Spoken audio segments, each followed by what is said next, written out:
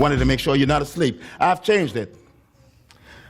I've changed it to another question that Jesus asked. And it is really three questions that Jesus asked. And you are well acquainted with the story of the feeding of the 5,000 and the feeding of the 4,000. And there were some questions that were asked. And I want to deal with those questions today. First of all, Jesus asked the question when somebody said, "My gosh, look at the crowd and look at the time. They're hungry."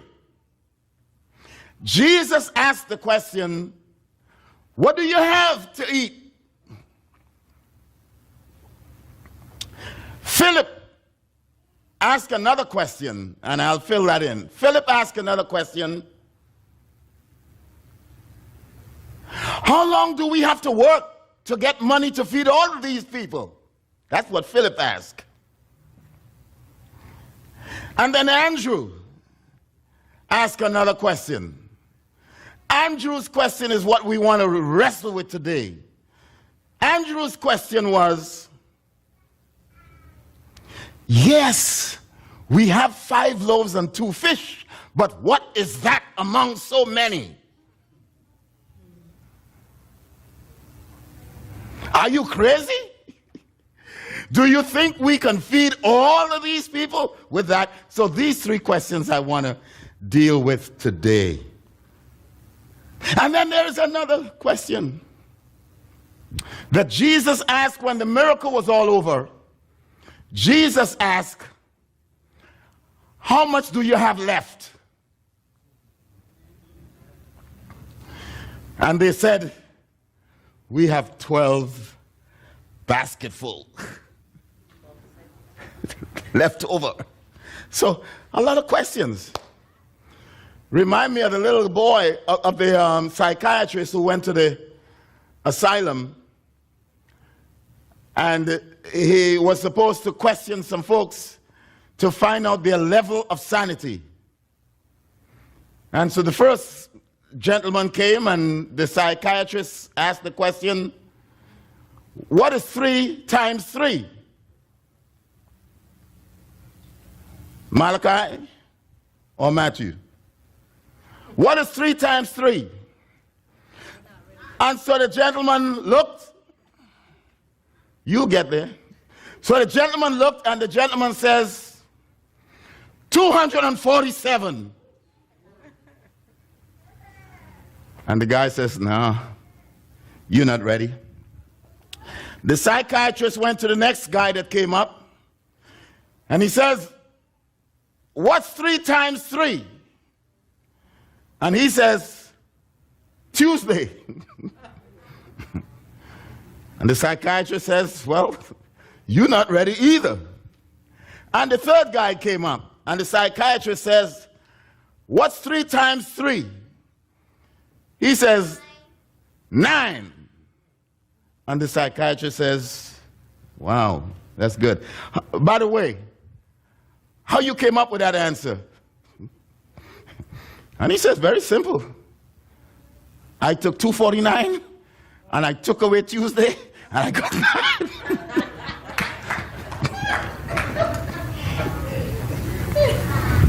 Questions. So the question that Jesus asked is, "What do you have?" For there are many who were saying, "Send them away. Send the crowd away." And this is an interesting situation, because it helps us to arrive at some conclusions as to how do we deal with that situation when we come to the place in life when we don't have the resources to meet the needs. Have you ever been there? You know what the needs are, but the resources are just not there. And this is a very interesting, and I use James Gray as an example when I was talking about this miracle some time ago, and I says, here, James has 5 loaves and a couple fish, and somebody is saying, "Give me what you have." I don't know exactly how this happened, But this is the only miracle that's recorded in all 4 Gospels. Must be a very interesting miracle. Matthew, Mark, Luke, and John all recorded this miracle. They all recorded it differently. They all gave a different spin on this miracle. But there are some basic assumptions that all of them arrived at, and one of them is that the needs were there and the resources were not apparent. How do you deal with that situation? And so the question is, what do you have? What do you have? In other words, what do you have that you can use right now? Not what you would like to have, but what do you have right now that you can use? Some years ago, we began to talk in compassionate ministry. We began to talk about asset-based ministry, because so often we talk about needs-based ministry. And we talk about meeting needs. Always it is based upon needs. Until someone came up with the idea, he says, rather than talking about the needs and the liabilities, can we begin to talk about the asset-based ministry? In other words, yes, the guy, we talk about the carpenter in the village who lost both legs. And everybody is talking about, my gosh, he lost both legs. He can never be a carpenter no more. Until they began to say, well, no, he has not lost all. He has lost both legs, but he's still a carpenter. Now, could we not find something that he can do? Is there a job that a legless carpenter can do? He's still a carpenter. So what could he do? Now that he has no legs, could he just work with stuff, just write down? So with all of us, sometimes we cannot only concentrate on what we do not have, but sometimes we have to pay attention to what we have, the resources that God has given us. And so that's why Jesus asked the question, what do you have? And they began to talk about what they didn't have. Philip opened his big mouth and talked about, well, I'll have to work 6 months to be able to get that which we don't have in order to meet the needs before us. What do you have? What do you have that you don't have right now, but yet you believe that you can meet the needs in society, in your home, in your relationship, in life? What do you have? Not what you don't have. We know you didn't finish high school. We know you didn't finish college. We know you don't have all the degrees. We know you don't have a whole lot of money in the bank. What do you have? We know you can't run as you used to. But what do you have? We know you're not as pretty as you used to. But what do you have? We know you have lost most of your hair. But what do you have? What do you have? And that was what Jesus was asking, because I want to believe, none of the writers wrote this, but I want to believe that those folks were not stupid and ignorant.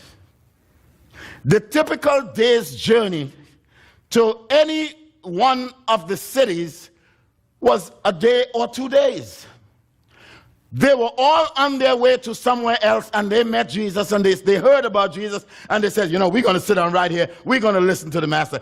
I refuse to believe that all of those people who were listening to Jesus, I refuse to believe that nobody walked with any food.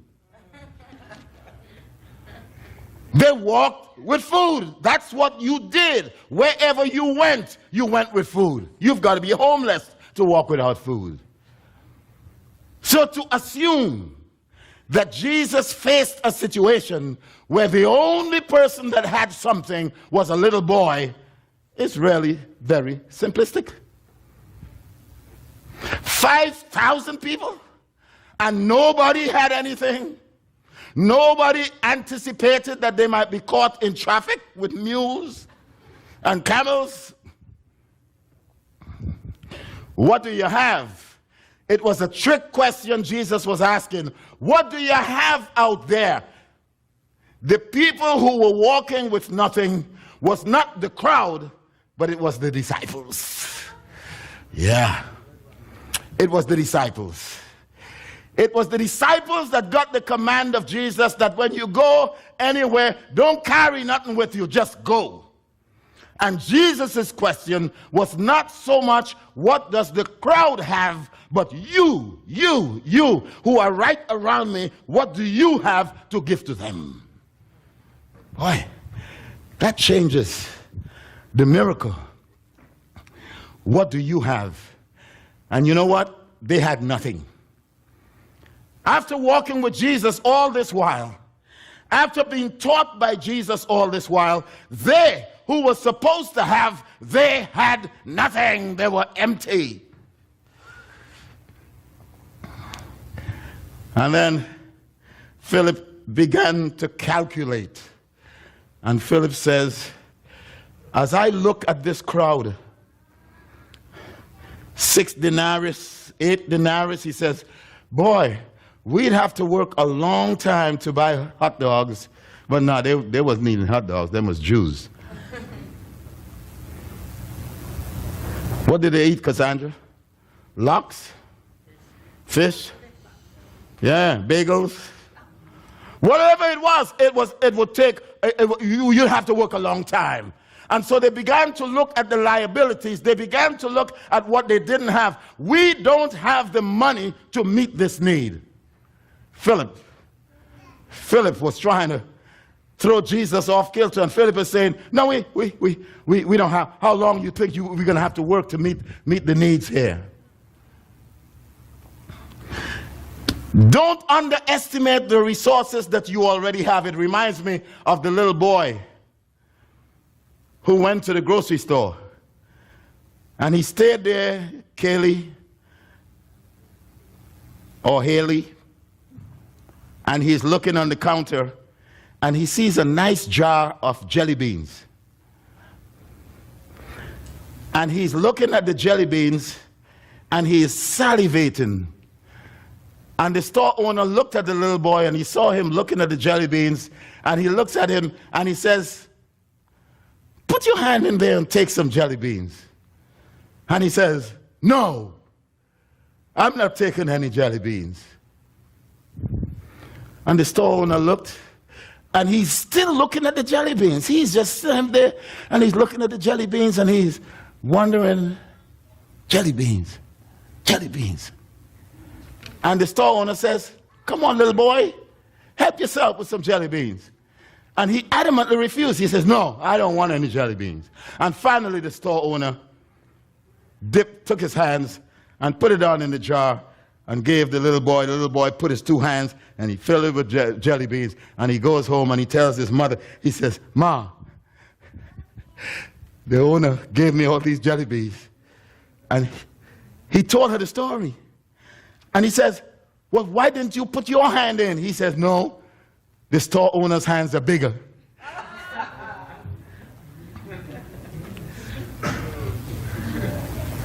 The resources that God has for us, sometimes we just have to let God put God's hand in the jelly bean. Because no matter how great the jar of jelly beans look, it is only when God is introduced into the equation that those jelly beans become adequate to meet the needs that are around us. Sometimes just let God put God's hand in the jelly bean. And then, of course, we have Philip, and then we have Jesus. We have Andrew. Andrew is the culprit in all of this, and Andrew is where most of us find ourselves. Andrew says, there is a little boy, and boy, Andrew ought to be ashamed of himself. But Andrew says, I've walked around And Jesus, there is a little boy. He has 5 loaves and 2 fish. Now, the English language doesn't do justice to the Koine Greek. It should not be, it's not loaves. A little boy does not walk around with 5 loaves. Adults don't walk around with 5 loaves. He had 5 little crackers, that's all. Don't think it's a whole lot of, little boy, if he has 1 loaf, that's a lot. He has 5 little crackers and 2 fish. And don't think it's tilapia. It's herring. In Trinidad, we had those little herring, we call it fry dry. Little herring. I don't know how my mother used to clean the gut out of that. Did you clean anything? Or you just fried it? I mean, what was that? You tongue people don't know about that, huh? But there's some little fish in Trinidad that my mother, we became thieves. All of us children, we became thieves on Saturday. We were good all during the week, but Cynthia, you remember that? On Saturday, my mother will have all of this herring. I don't know how in the world you clean those little things, little fish, and you fry it down in there. And you eat the bone and all, everything, you just eat it. And that's when we became thieves, all of us. And we would wait for my mother to turn her back, and you go in the kitchen and you just take a fish and you just, in 1 minute, you eat the whole thing. I mean, the head is on there, but it's fried, real nice, crispy. And that's what this little boy had. He had 2 of those. And Andrew says, I found the little guy here. He's got 5 little crackers, and he's got 2 little sardines. And then he said, this is where he messed up. He says, but what is that among so many? He says, come on, Andrew, you messed up. Andrew says, I found it. I found the answer. This little boy has 5 loaves, 5 little crackers, but he should have stopped there. But he said to Jesus, but what is that? He threatened Jesus. He confronted Jesus. Jesus, I found the answer. I think I found the answer. This little boy has it, but I tell you what in the world is that among so many? That's the difference between diagnosis and prognosis. The diagnosis is, I've found a little boy, he's got 5 crackers, and he's got 2 fish. That's diagnosis. Prognosis is when you say what can happen with those 5 crackers and the 2 fish. Our job is not to do prognosis. Our job is to do diagnosis. Our job is to say, God is able. Not to question whether God is able, but to say, yes, God has the 5 crackers and the 2 fish. We do prognosis when we begin to say, this is what God has, but I don't think God's ability can match my malady. That's prognosis. Yeah, God did it 5 years ago, but I don't think God can do it now. God did it in the Garden of Eden, but I don't know that God can do it now. You talked about it this morning in Sunday school. And Marie went all the way to hell.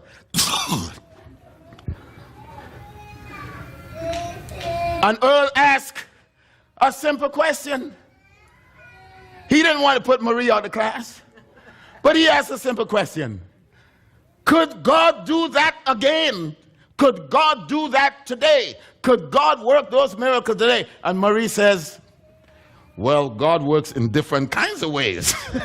And I know Earl was getting ready to say, leave the class. Prognosis.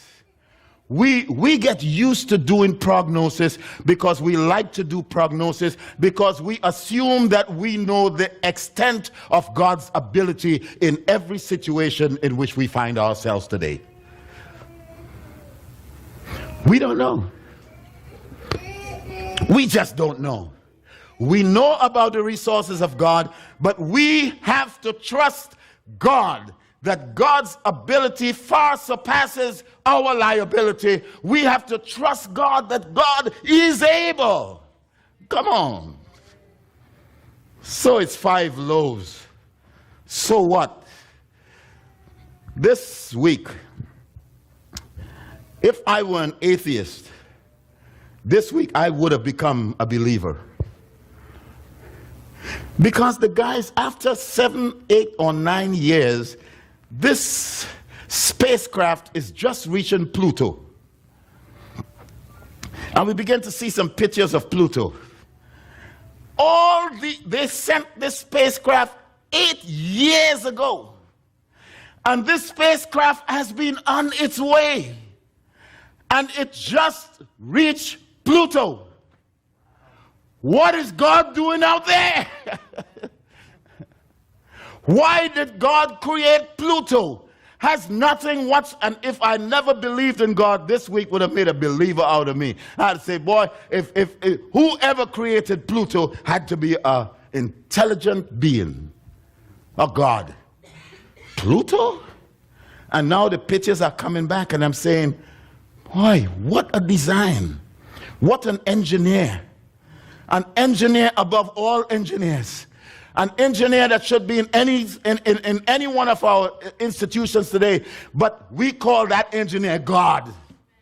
Only a God could have created Pluto. And they tell me that there are worlds upon worlds upon worlds and planets upon planets out there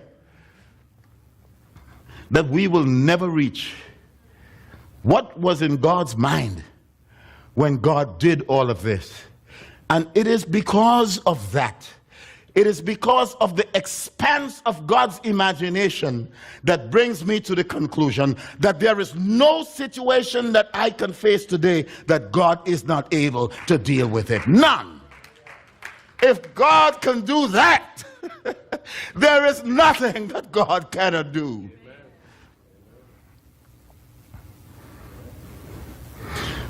That's what's so incredible about this miracle. But there is another part of this miracle. Jesus looked, and Jesus says, and this is where we begin to dissect the miracle. In John's gospel, it says, and Jesus, when Andrew says, well, this is what we have, and Jesus says, okay, let them sit down in groups of 40 or 50. Let them sit down. And there were groups of 40 to 50 all around, and they just sat on the ground. Jesus says, you, get together, form a group, form a group. You over there, form a group. You over there, form a group. Over there, form a group. Come on, get yourself together and form groups. And they all form groups. What in the world was happening?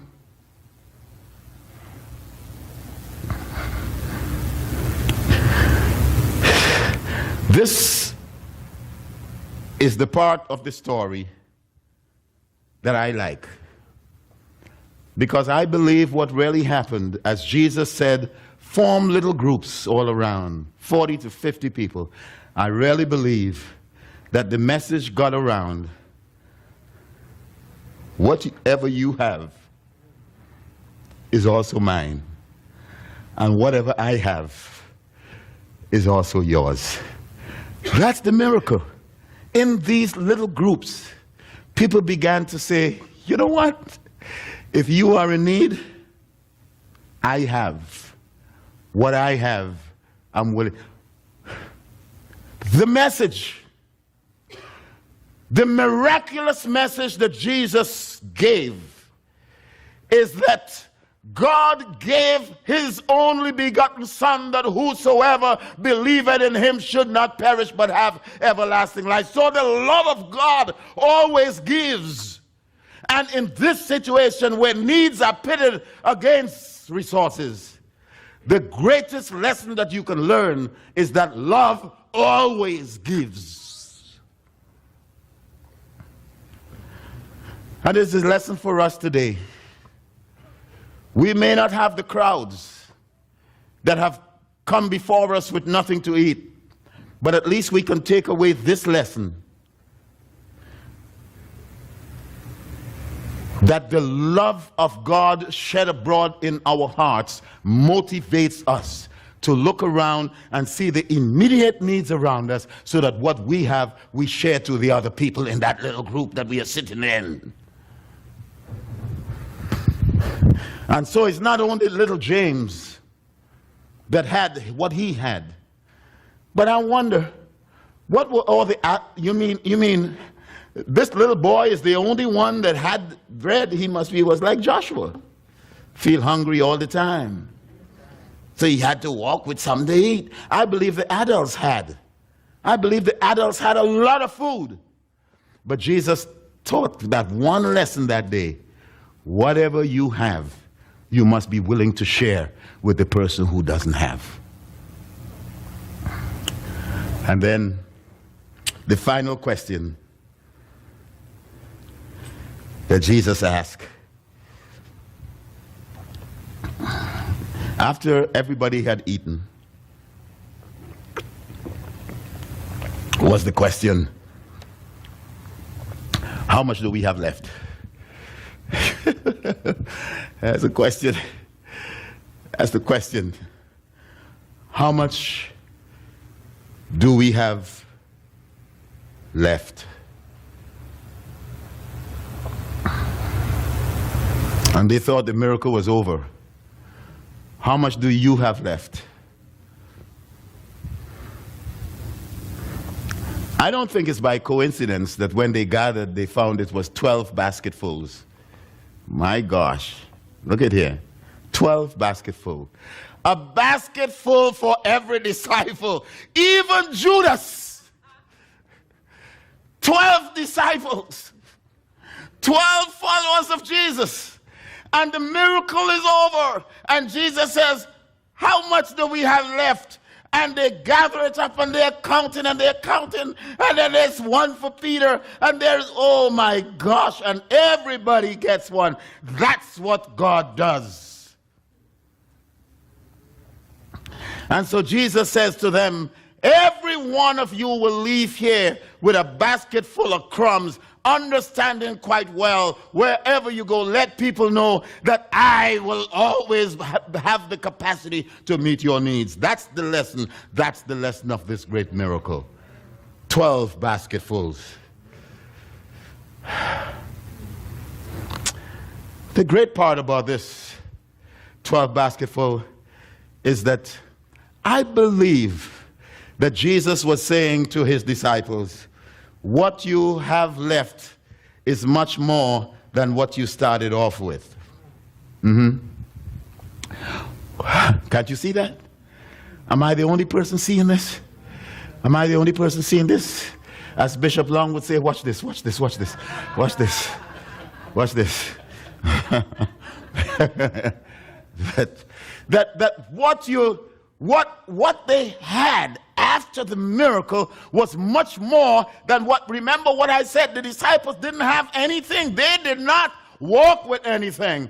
But then he's looking at the disciples and he's saying, gather up the things. And they said, my gosh, we've got 12 basketfuls. What they have left is much more than what they had when they started. I wish we can get that. I wish we can learn that. May I remind you again, I'll be 71 in a few weeks. But somehow I've got to believe that what I have left is more than what I started off with. Yeah. Otherwise, I'll be a miserable fool to think that it's all over. But that if we believe in this great God, then this great God, because when I left the womb 70 years ago, I came out with nothing but a spank on my bottom from a doctor, an ugly doctor. No, it was my aunt. Came out here with nothing. You did too, Barbara. All of us. But yet, look what we have. Look how our mind has grown in your 25 years, in your 34 years, in your 60 years. Look what has happened. And the disciples are here realizing, my gosh, we came here with nothing in our hands. But look at here. Look what we got. We got a whole basket. What do we do with it? No, fool. You go feed others with what you have.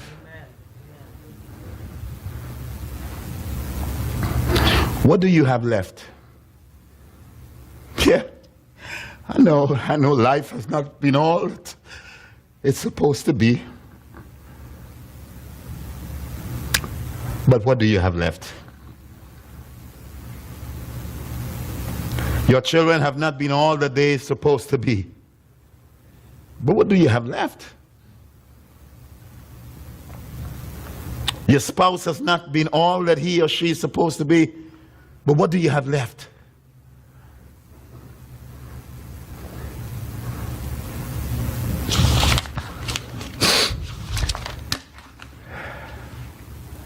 Two things.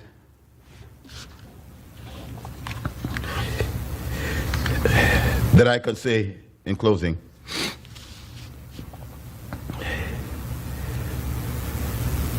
Whatever you have,